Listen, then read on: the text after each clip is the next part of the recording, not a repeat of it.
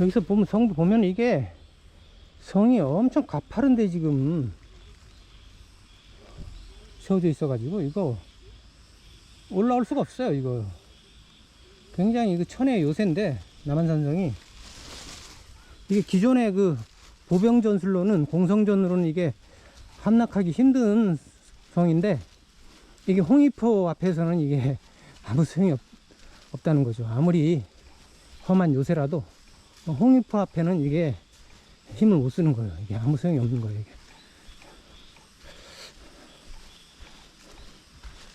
이게 결국 이제 그 삼전도에서 그 역사상 최악의 굴욕을 당하고 그러고도 이제 조선이 정신을 못 차렸죠. 정신을 못 차리고 겉으로는 이제 청한테 이렇게 군신의 예를 하는 것처럼 하지만은 다 알다시피 이제 복수하겠다, 복수하겠다는 일념에 불탔죠. 그게 바로 이제 북벌이죠, 북벌.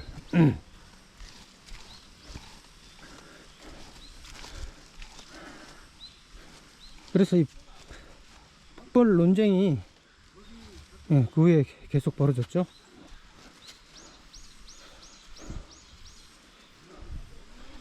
북벌론이 이제 계속 대두됐는데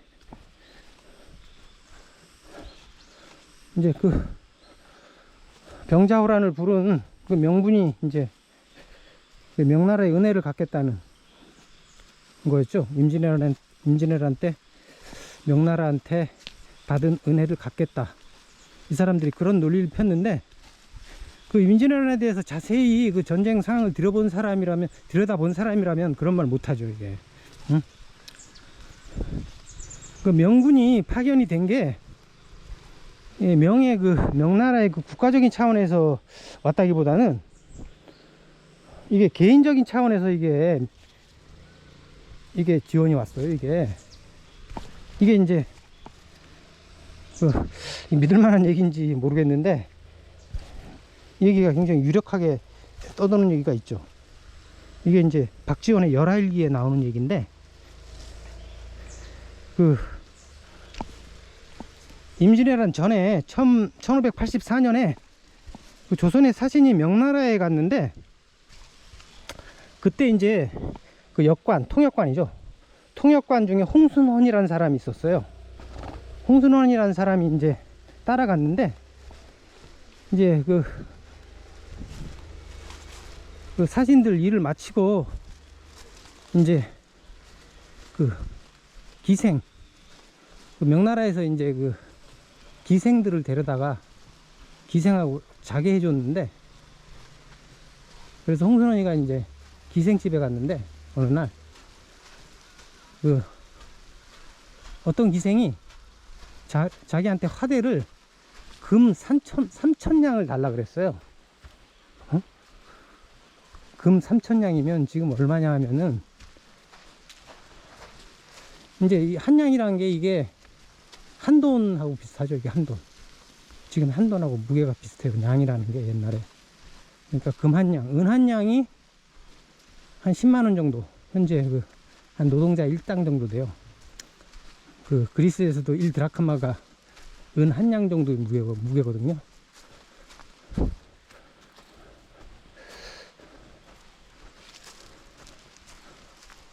은 한돈.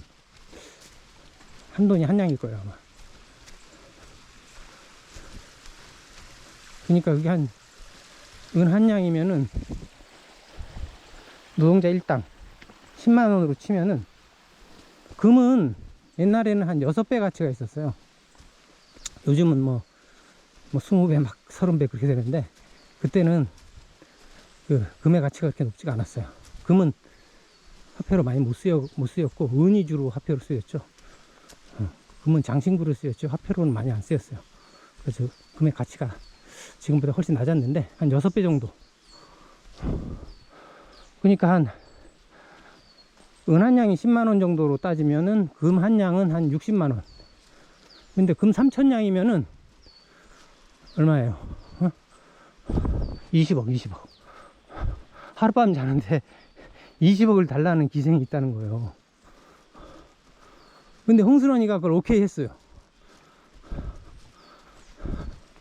그래가지고 만나가지고 이제 그 여자가 얘기를 하는데, 자기 아버지가 원래 병부 상서였는데, 병부 상서면 이제 요즘으로 따지면 국방부 장관 격이죠. 어떻게 집안이 몰락해가지고 자기가 기생이 됐다고, 아버지는 죽고, 그래서 아버지 장례를 치르려면 돈이 필요한데,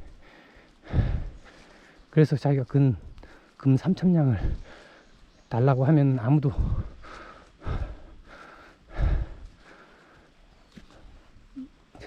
자기하고 잘 되는 사람 없을 줄 알고 많이 불렀다, 자기 몸을 지키기 위해서. 근데 돈이 필요하다, 아버지 장례를 지내려면. 그 얘기를 듣고 이제 진짜 공수원이 금 3,000냥을 줬다는 거예요. 그리고 자지도 않고. 근데 그 여자가 나중에 그 돈을 가지고 이제 자기 아버지 장례도 잘 치러주고 부자가 됐겠죠. 나중에 그 명나라 병부상서 부인이 됐어요. 그래가지고 그 여자가 조선의 은혜를 갚는다고 해가지고 그 임진왜란 때 명군을 파견하게, 그때 병부상서가 이제 자기 남편이 석성이라는 사람인데, 그 사람한테 졸라가지고 명군을 파견했다는 거예요. 그 얘기가 이제 박지원의 열알기에 적혀 있어요. 이거 너무 이거 불안한 것 같은데, 어떻게 하룻밤에 20억을 줄 수가 있어요. 그것도 홍순원이가 자기 돈이 아니라 공금까지 털어가지고. 아니 일개 여관이 어떻게 해. 그때 20억이면은 그 사신단 일행의 모든 돈일 텐데, 그러면 사신단 그 여비는 어떡하고, 그걸 다 털어주면 여비는 어떡하고, 명나라에 주저앉아야 되는데, 이게 말이 안 되죠, 이게. 근데 그 얘기가 유력하게 떠들어요.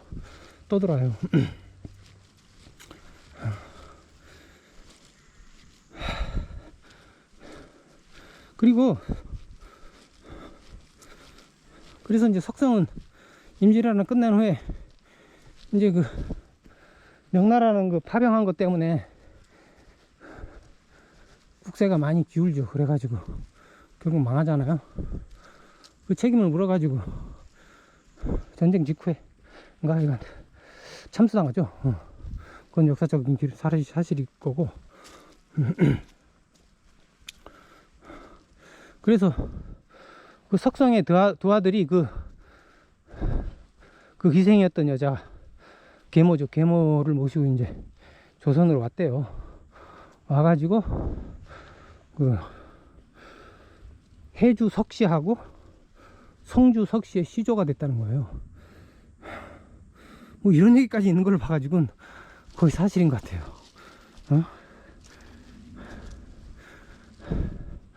그러니까 이게 명군이 온 게 국가적인 차원의 지원이 아니고 명나라한테 고마워할 필요가 없고 이 석성한테만 고마워하면 되는 거예요, 이게. 석성하고 그 부인 유씨 개인적인 지원이었고, 그 다음에 성이 여기는 엄청 가파라요. 완전 등산이네. 이게 바로 옆에 그 남한산이라는 그 봉우리가 있는데 그게 522m예요. 꽤 높은 산이에요. 이게 관악산보다 한 100m 낮지만 꽤 높은 산이죠. 여기가 지금 산 거의 정상이에요. 그리고 우리가 그 어릴 때 그 난중일기 같은 거, 그 임진왜란에 관한 책들 읽어보면은 읽어본 분들 많을 거예요. 거기 보면은 그 명군이 도와주러 넘어와가지고 사실 이게 별 도움이 안 됐어요. 그때 이여송이 그 45,000명을 이끌고 넘어왔는데, 그때 1월에 그러니까 1593년 1월 9일날 그 평양성을 탈환했죠. 평양성을 탈환하는 데는 이제 공을 세웠는데, 그래가지고 그 여세를 몰아가지고 이제 막 남쪽으로 유튜브 방송하는 거예요, 유튜브. 남한산성 소개하면서. 아, 힘들어요, 힘들어. 즐거운 시간 되세요.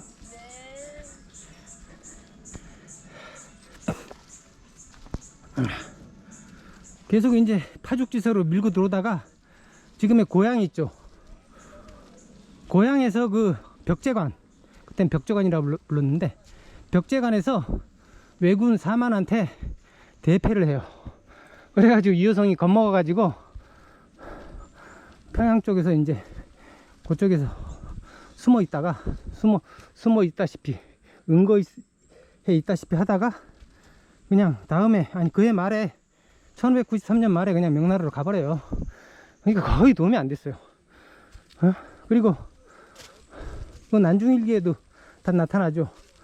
그 명나라 수군들 형편없죠. 그 진린제독. 지금도 저 이름도 기억나요. 진린제독이 그 이순신이 수군 싸움하는데 거의 도움이 안 됐죠. 맨날 그 전공이나 세우려고 싸움 끝나고 왜군들, 바다에 떠있는 왜군들 머리나 건지고 그지랄 했죠. 거의 명군이 도움이 안 됐어요. 그리고 그 징비록 같은 데도 유성룡이 기록한 거 보면은 그 명군이 하도 행포 부려가지고 뭐 군량미 가져오라, 뭐 가전 행포 부리고, 그거를 유성룡이 다 들어주고, 눈물겨운 얘기죠. 그거 다 알 텐데, 명군이 실질적으로 별 도움이 안 됐다는 거 다 아는 사실인데, 뭐 명나라의 은혜예요, 그게. 그러니까 얘네들은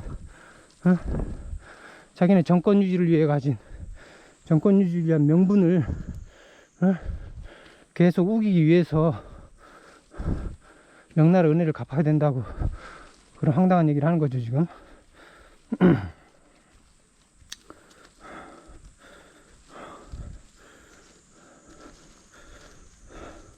그리고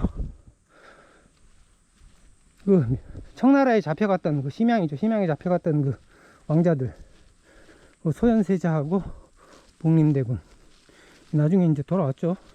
한 10여 년 후에 돌아왔는데, 여기도 안문이 있네요. 이 안문이 이게 개구멍 같은 건가 봐요. 이게 개구멍이 아니라 뭐가 밖에 있는데, 치 같은 게 있는데, 여기도 성이 또 있어요, 또. 아, 이게 치네, 치.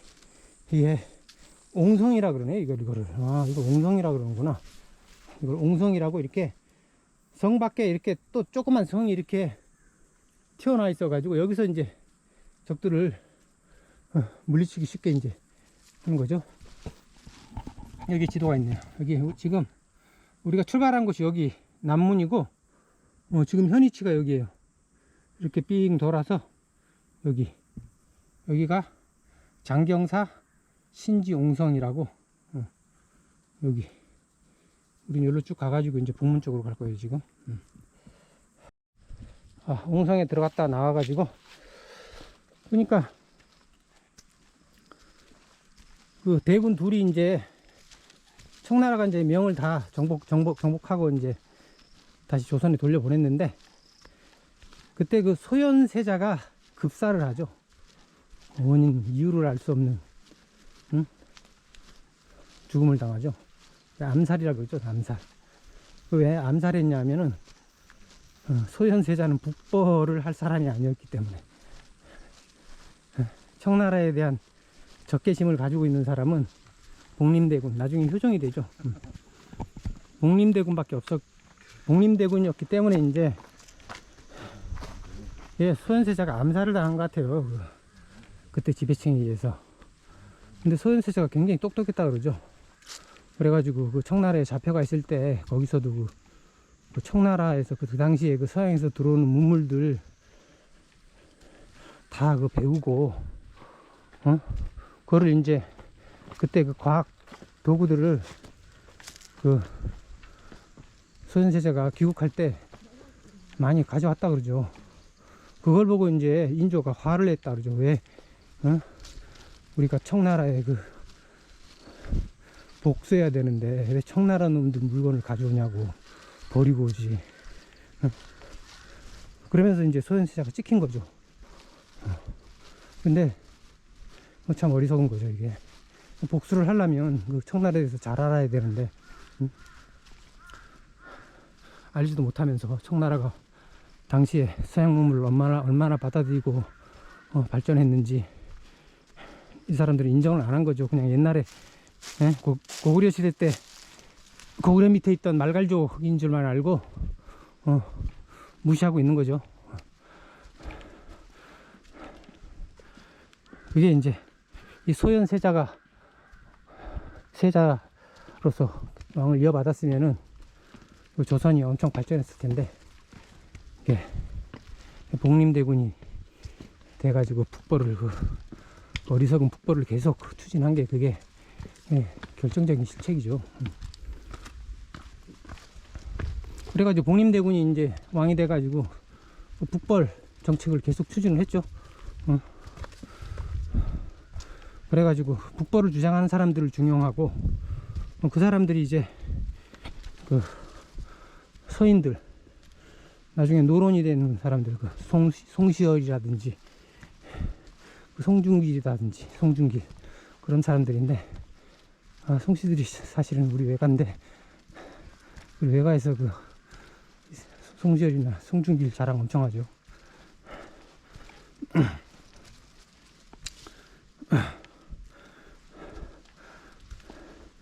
그때 그러니까 서인들이 이제 북벌을 주장했고, 남인도 그때 있었는데 남인들은 북벌을 반대했어요.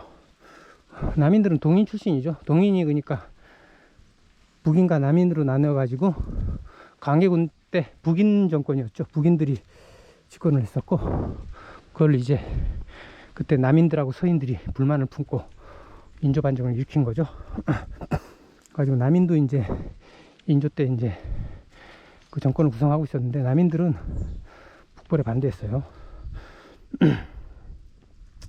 특히 이제 그 서인도 나중에 노론과 소론으로 나뉘죠. 그 노론이 이제 북벌 강경파를 차지했죠. 근데 이게 그 한 번은 누가 그 대신 중에 누가 진짜 북벌 하자 그랬대요. 니들 그렇게 노론이 그렇게 북벌 주장하니까 우리 북벌 하자 그랬더니 아무 말도 안 하더래요. 그러니까 이것들이 완전히 그 정권을 잡기 위한 그 안보 이데올로기로 이용한 거죠. 우리나라가 지금까지 빨갱이를 안보 이데올로기로 이용하듯이 그 당시에 안보 이데올로기가 북벌이에요, 북벌. 그러니까 노론들도 이 북벌이 황당하다는 거 다 알죠. 알면서 이제 이 공허한 명분으로만 내세우는 거예요. 이게 당쟁을 위한 공허한 명분으로 내세우는 거죠.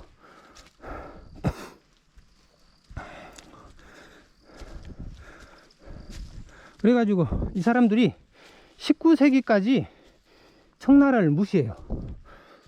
무시하고 이제 명나라가 망했으니까, 청나라는 오랑캐가 명나라를 멸망시키고 중국을 차지했으니까 이제 중화는 없어졌고, 우리가 소중하다, 조선이 소중하다 그러고 소중하라 그러고, 자기네가 이제 중국을 이어받은 계승자, 유일한 계승자라고 하는 거죠. 그리고 동방예의주국이란 말도 그때 나오고, 완전히 정신승리죠. 정신승리. 이게 이제 얘네들이 정권을, 인조 반정을 통해서 정권을 잡을 수 있었던 결정적인 수단이었기 때문에 이거를 포기를 못 하는 거예요. 어?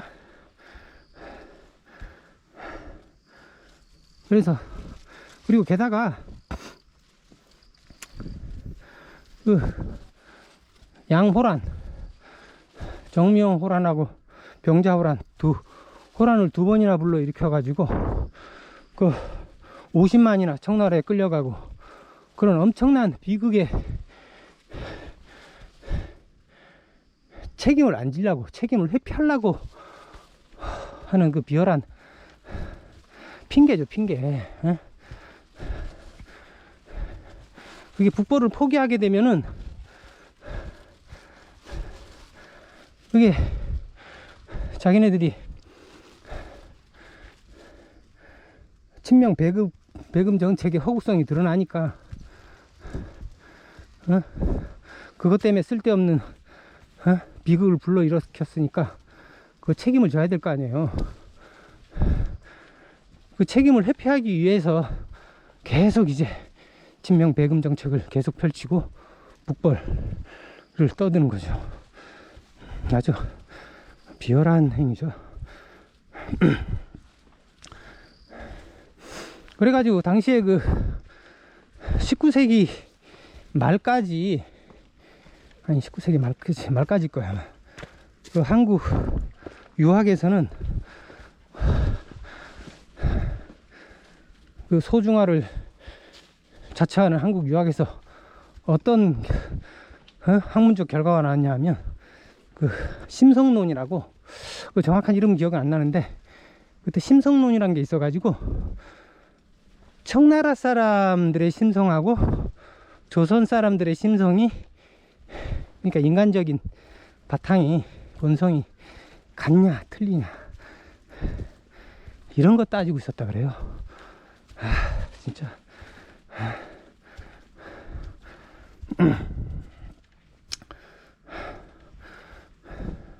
근데 정작 그 중국 역사, 금나라 역사, 금사라 그러죠. 금사. 중국의 정사죠.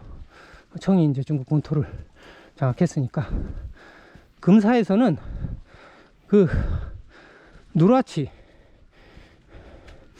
그 청나라의 시조죠, 시조.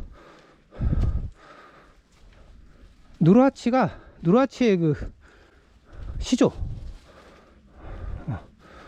시조는 그러니까 청나라 후금의 시조는 누라치가 아니고 누라치의 시조. 옛날에 그 고려시대 때 금나라가 있었죠.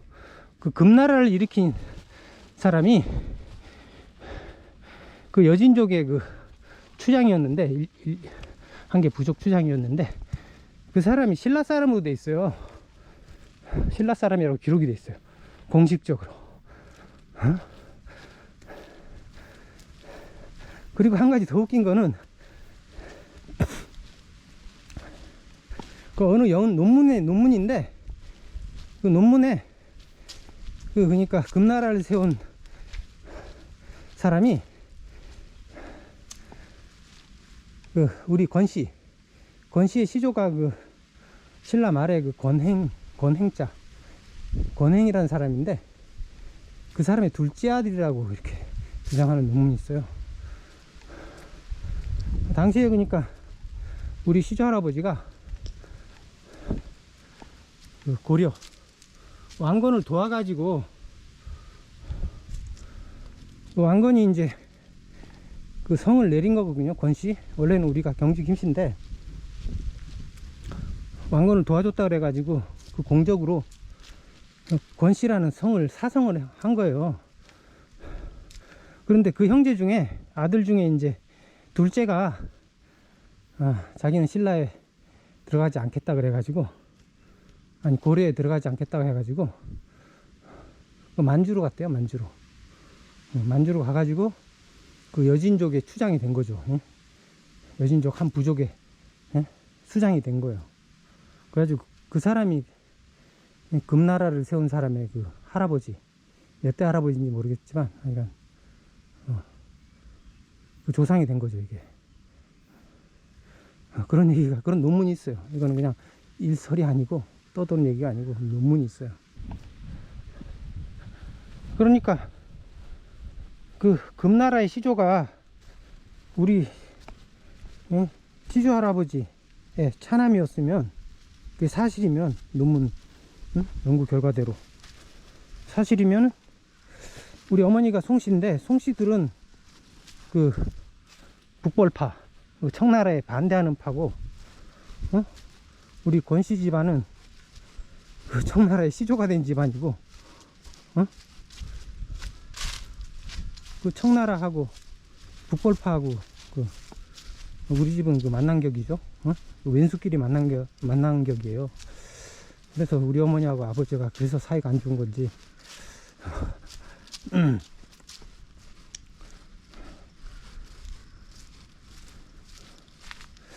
그 다음에 그러니까 이게 이 여진족이 사실 우리 민족하고 이 구별하기 힘들어요, 사실은. 옛날에 고구려 때는, 고구려는 말갈족이 일부였잖아요. 고구려 영토의 일부였잖아요. 고구려 일부였고, 그 조선 때도 그 여진족들이 많이 이제 우리나라에 많이 이제 들어왔죠. 여진족하고 우리나라 한민족하고 이게 구분도 사실 이렇게 시대가 위로 올라갈수록 애매하죠, 이게. 이렇게 오랑캐라고 매도만 할 수 없는 거예요. 그리고 원래 그러니까 우리나라 양반이 원래 선비잖아요, 선비. 선비들이 이제 나중에 벼슬을 얻어가지고 양반이 된 거 아니에요. 이 한자로 선비 사자가 이게 도끼를 의미하는 상형문자예요, 이게. 도끼를 눕히면은 선비 사자 비슷하게 되거든요, 이게. 그러니까 고대 중국에서 이 선비라는 게 학자가 아니라 그 도끼를 든 무사계급이에요, 이게. 원래는. 거기서 이제 이 선비가 나온 거죠. 선비들이 이제 무사계급이다 보니까 재산이 있죠, 재산이 있는데, 이게 나중에 그 유교가 들어오고 그러면서 유교가 융성하고 그러면서 이제 더 이상 무력 가지고는 이게 지배층이 될 수 없고, 그 학문을 해야 되니까 이 사람들이 돈이 좀 있으니까 중산층 계급은 되니까 학문을 쌓아가지고 이제 관료 조직이 된 거죠. 그러니까 따지고 보면 이 선비도 이 오랑캐, 여진족 오랑캐 무사들 하고 원래는 출신이 같아요, 이게. 그러니까 얘네들 오랑캐라고, 여진족을 오랑캐라고 무시할 수도 없는, 무시하는 거는 사실 개구리 올챙이적 시절 모르는 거하고 똑같죠, 이게. 그리고 나중에 이제 청나라가 명나라를 점령하고 나서 이 사람들이 서양 문물을 받아들여 가지고 우리나라보다 학문적으로도 훨씬 앞섰죠. 이 사람들이 중국의 문화를 그대로 받아들였으니까. 그래서 나중에 뭐 우리나라가 청나라한테 배워가지고 나중에 그 박지원 시대, 그때는 뭐 정조 때는 뭐 북학파도 있었고 청나라 학문을 배우는 학자들이죠. 그런 사람들도 있었고, 청나라를 감히 무시할 수 없는 건데 어이없는 거죠, 사실.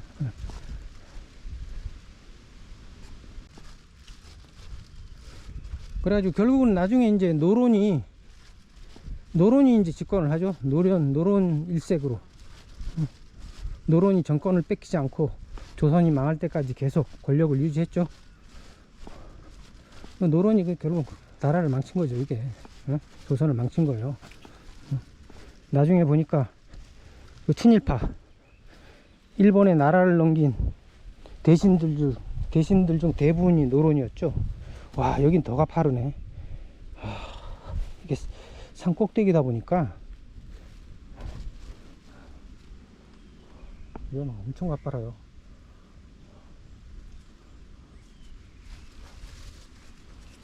그러니까 이 사람들은 청나라는 무시하고 일본에는 완전히 굴복하고 일본은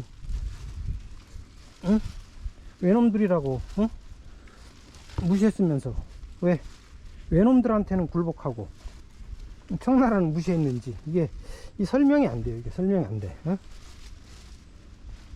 설명이 안 되는 사람들이야. 발 다칠까봐 딸딸이를 신었어요.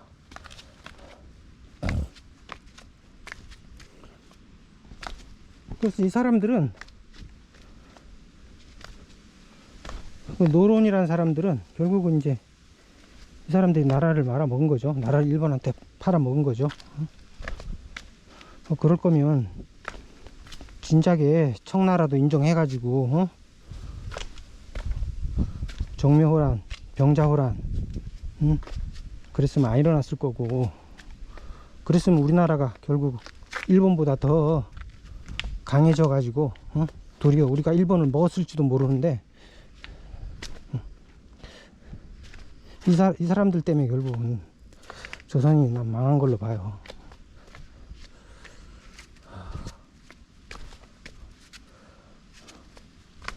그래서 이 사람들이 뭐 자기네들이 유학자라 그러면서 자기네 주장하고 틀리면은 이단으로 몰아버렸죠. 노자 같은 거 읽으면은 이단으로 몰아가지고 막 죽이고 그랬죠.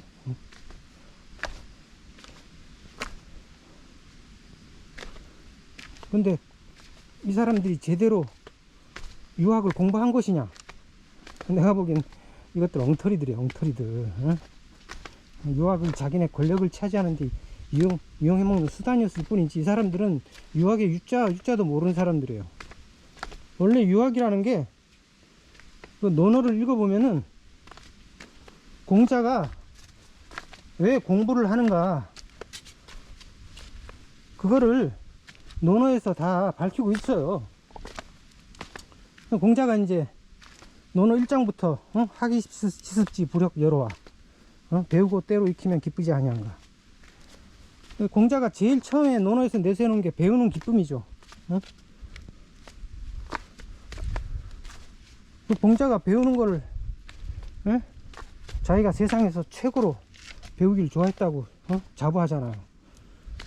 그걸 나중에 이제 자기가 배우는 목적에 대해서 얘기하는데, 그 공자가 논어에서 자기가 배우기를 좋아하는 목적이 이유가 뭐냐고 이렇게 밝히죠.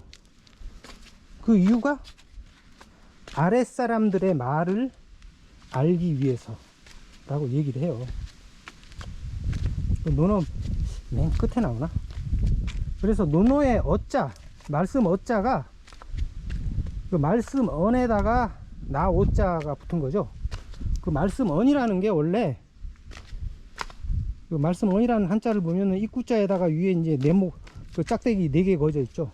그게 입에서 소리가 위로 나가는, 음파가 위로 전파되는 그런 모양을 본뜬 거예요, 그게. 그래서 입이라는 건 아랫사람의 입을 말해요.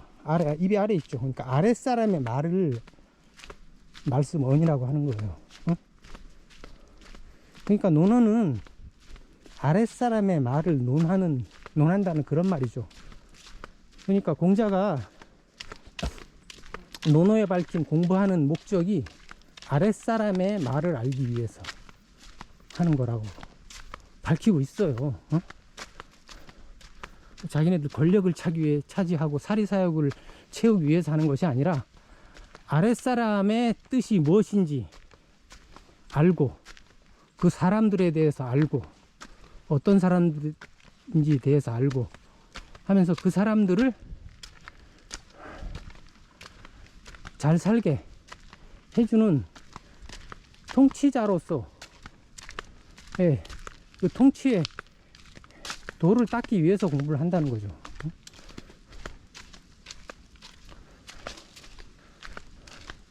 그런 지배층으로서의 어떤 도덕적인 윤리를 밝힌 거죠. 그리고 공자가 논어에서 얘기하죠. 또 공자가 논어에서 또 강조하는 게 또 하나 더 있죠. 어지린. 인에 대해서 공자가 논어에서 얘기하죠. 그건 사람을 사랑하는 거라고. 그러니까 논어가 이제 아랫사람들의 말을 논하는 것이고, 그러니까 아랫사람의 말을 논하는 이유가 그 아랫사람들을 사랑하기 위해서 그 사람들의 말을 알려고 하는 거죠.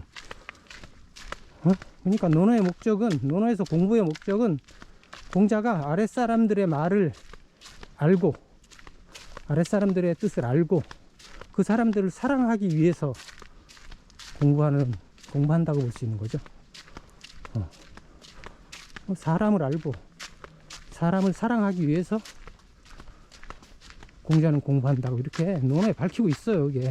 그게 뭐 워낙 뭐 이 얘기 저 얘기 막 섞여 있으니까 잘 캐치하기 힘든데, 그게 저는 논어의 그 핵심적인 내용이라고 생각해요.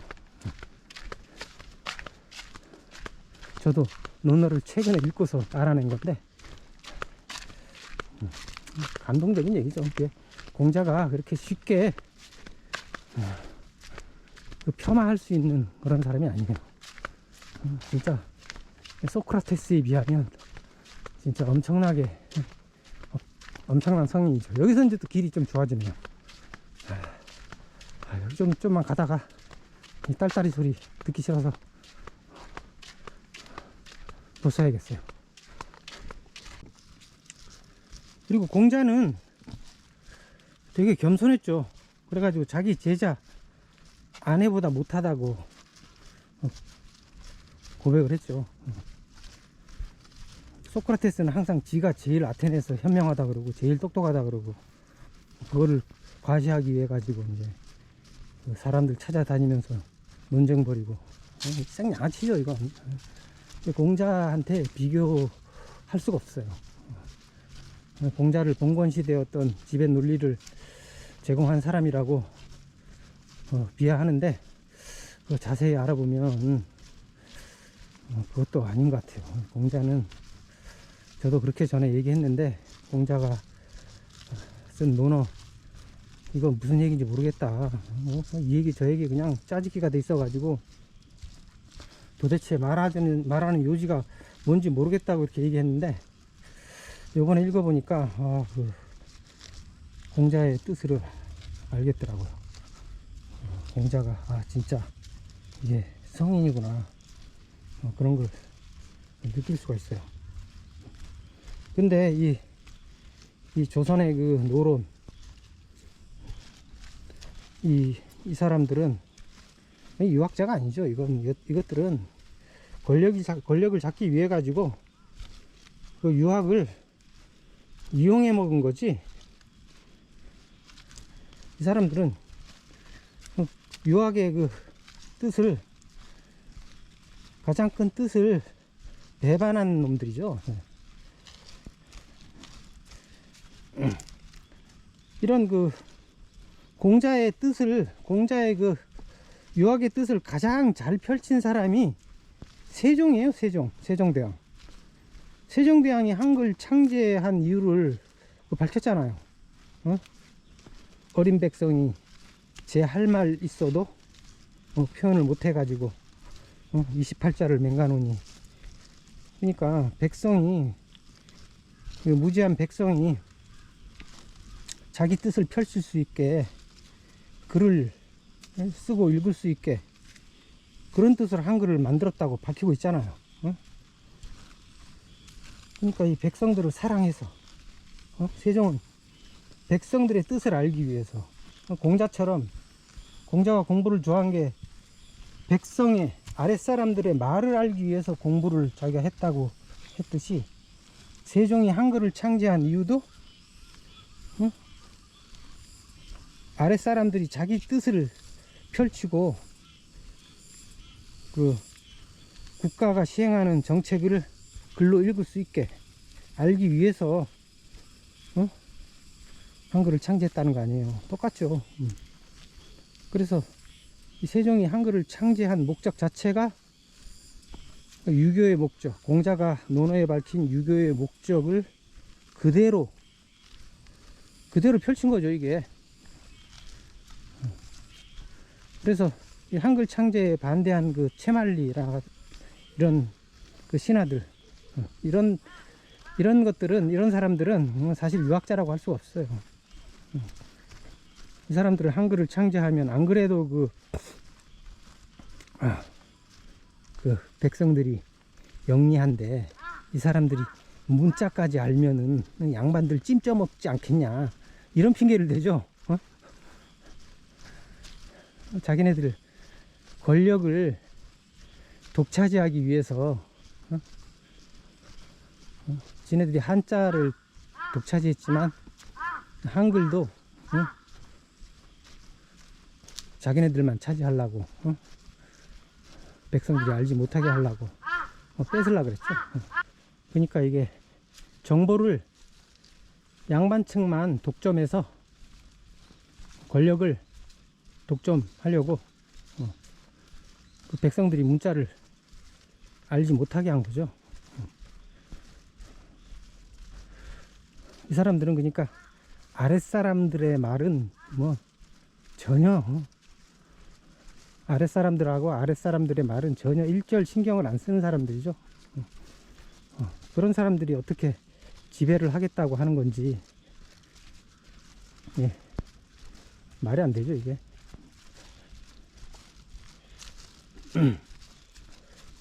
그래서 이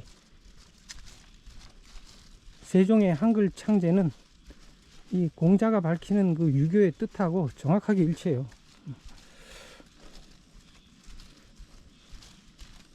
그래서 한글 창제에 반대한 그 유학자들은 유교의 유자도 모르는 사람들이죠. 사실 이 사람들은 유학자가 아니고 양아치지, 양아치들. 네, 양아치들이에요.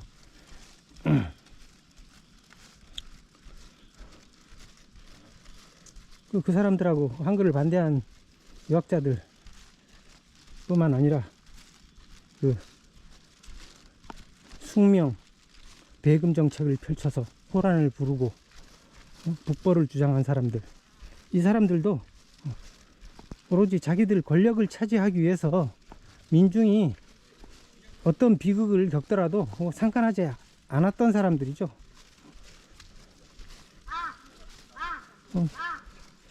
한글 창제를 반대한 사람들과 똑같이 자신들의 개인적인 부귀 영화를 위해 가지고 또 뭐 동족을 버리고 뭐 인간을 버리고 희생시킨 그 반역자들이지, 이 사람들은 절대 유학자라고 할 수가 없어요.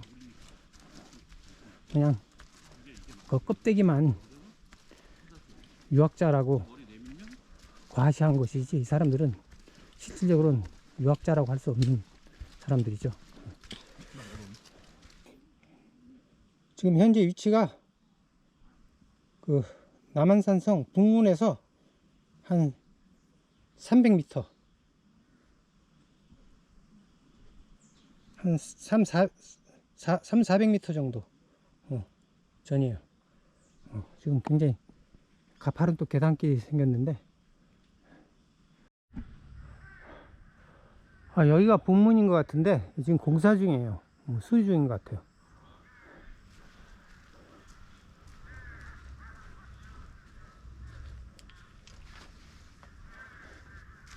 여기 안내판이 있는데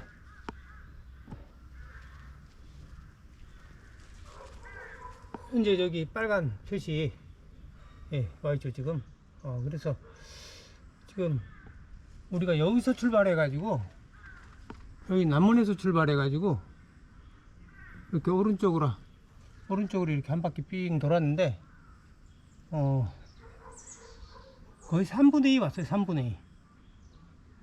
3분의 2 왔는데 나머지 한 3분의 1만 걸으면 3분의 1은 약간 넘겠네. 지금 60% 걸었는데 나머지 40%만 걸으면은 3분의 1만 걸으면은 다 돌겠는데 뭐 그럴 필요까지는 없고요. 말할 거리도 다 떨어졌고. 여기가 검단산이네요. 여기 밑에가 검단산이에요. 여기 남한산성 밑이 여기가 검단산이구나. 옛날에 검단산 많이 등산 갔었는데 여기가 여기구나. 여기가 남양주죠 아마. 이게 검단산이 남양주인가? 하남시인데, 하남시.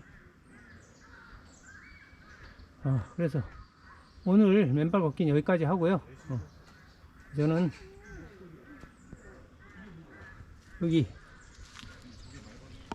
이쪽 행궁 쪽으로 지금 가려고 합니다. 행궁 쪽으로.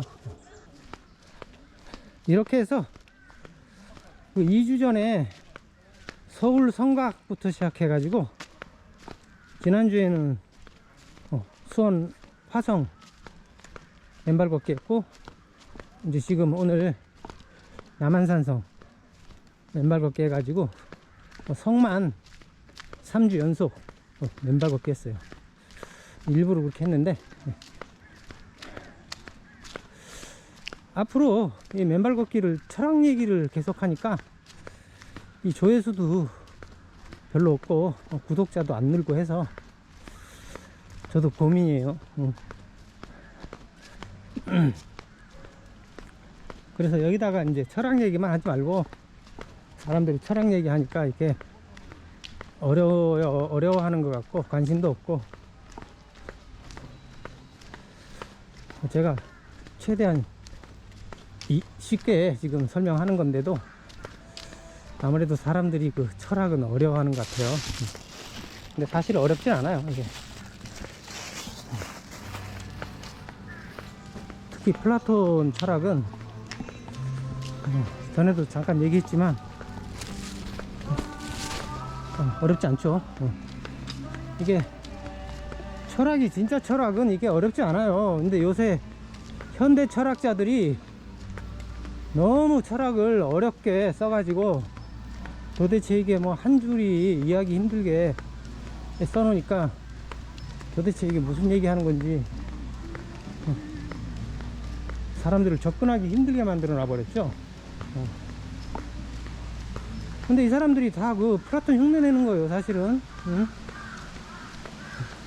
화이트헤드가 얘기했듯이 서양의 근대까지의 철학은 플라톤의 주석이었다 하고 이렇게 아주 매도해버렸죠. 매도해버렸듯이 플라톤 주석이나 달면서 이렇게 어렵게 쓴다는 게 말이 안 되는 거죠. 플라톤은 그렇게 어렵게 안 썼어요. 플라톤. 지금 뭐 물소리가 아주 물소리가 크네요. 여기 남한산성 안에 식당들 나오고 물소리가, 여기 물소리가 엄청 크네요. 이 카페에다가 여기 청화정이랑 펜션도 있고, 여기 뭐 청와대처럼 만들어 놨네요.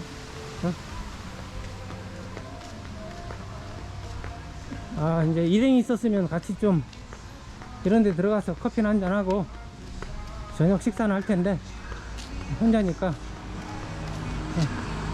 혼자 이런 데 들어가기도 뻘쭘하고.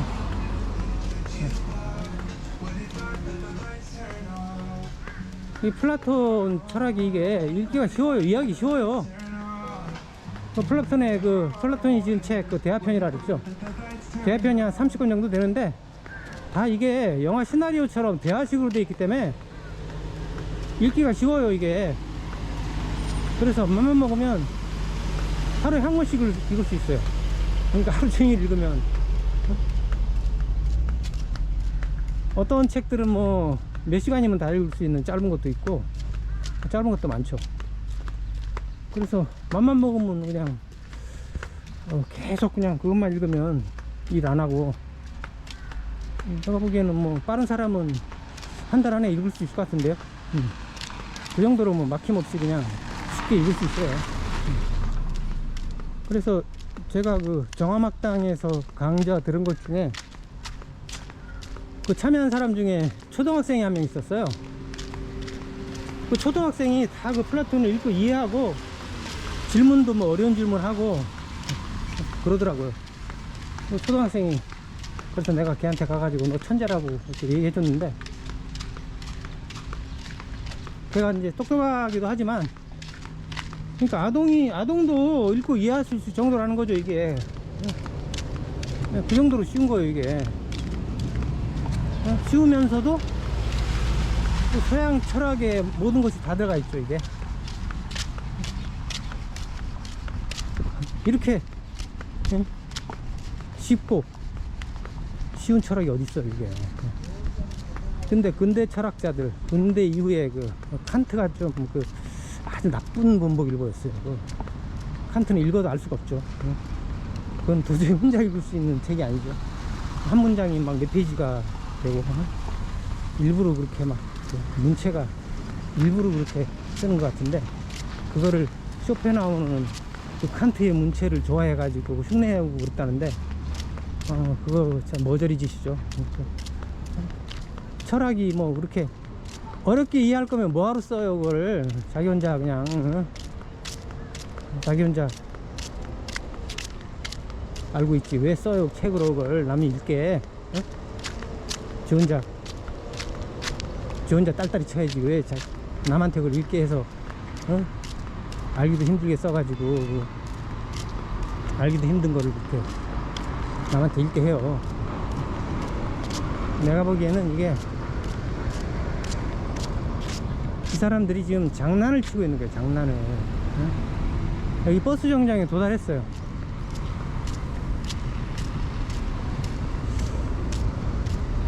네, 9-1번 이거 타고 가면 이제 아까 출발했던 9번이 왔네. 9번, 9-1, 52, 53번 여기 다 쓰는 것 같아요. 여기서 이제 아까 그 산성역으로 가면은 이제 되죠. 근데 일단 오늘 방송 여기서 마무리 하겠습니다. 시청해 주셔서 감사하고 다음에도 또 좋은 내용 가지고 계속 맨발 걷기를 할 테니까 기대해 주시고 많이 좋아요 눌러 주시고 구독해 주시고 댓글도 좀 남겨주세요. 시청해 주셔서 감사합니다.